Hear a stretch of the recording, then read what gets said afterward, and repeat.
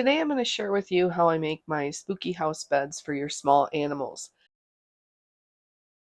This isn't a tutorial per se, but more of a this is my process.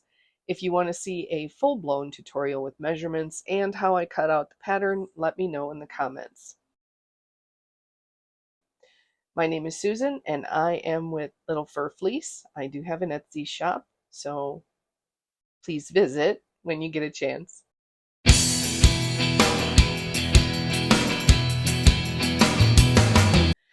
Now, the first thing that I sew on every project is the potty pads. No other reason than to just get them out of the way because they're already complete when the house is finished.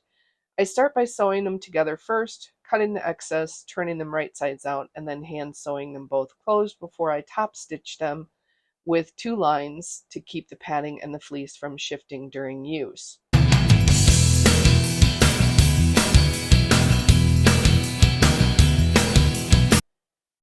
After the pads are complete, I move on to the house panels.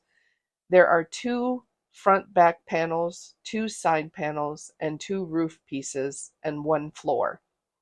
The front and back panels are 2 pieces of fleece facing each other and clipped to a piece of 1/2 inch foam.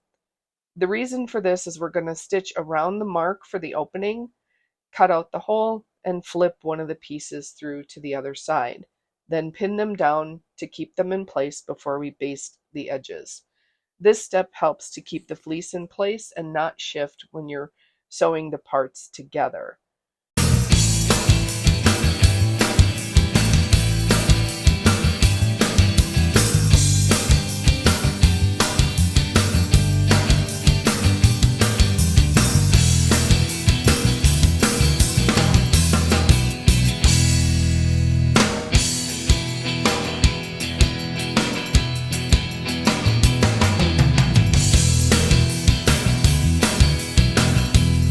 We continue to baste stitch all the edges of each panel and then we'll top stitch to keep the foam in place when in use and during laundering.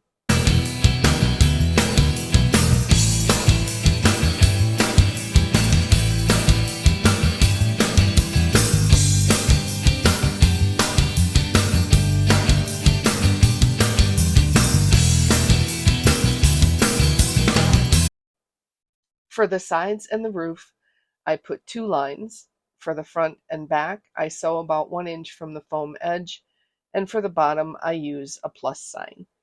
You can most certainly choose another form of top stitch. I just use this as it's been quite effective in keeping the foam in place during the wash.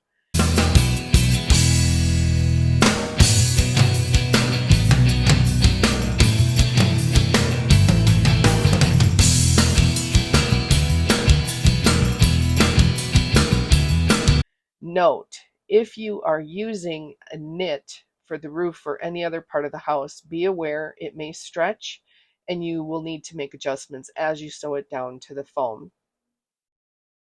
Assembling the house, you'll sew one of the front and back pieces to a side. Be sure to keep the right sides together. This house had me a bit confused as the ghosts were technically on the inside of the house and the outside was solid purple. Don't forget to clip the excess fabric after each panel is sewn on.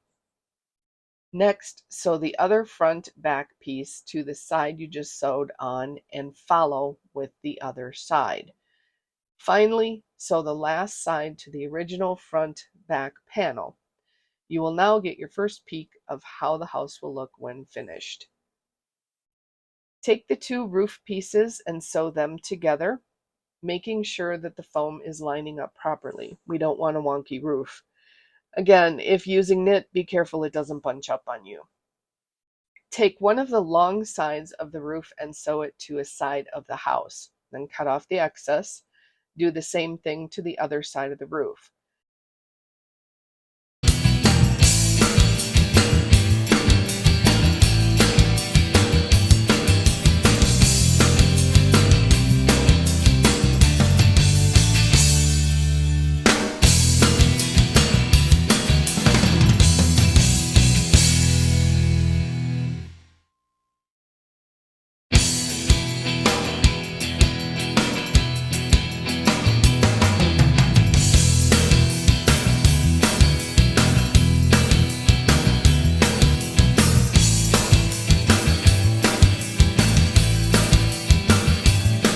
Next, we'll sew the apex of the roof on both ends. Take your time. As you can see, I stop often and make sure the fabric is where it should be. When the roof is complete, we only have 4 more seams to sew before we're done.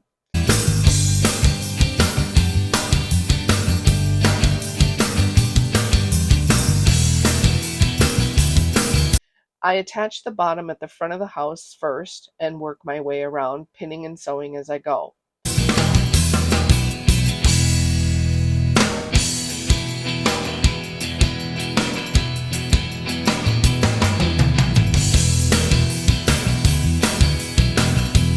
When the bottom is completely sewn on, and I then lint roll all the seams and the body of the house before I turn it right side out.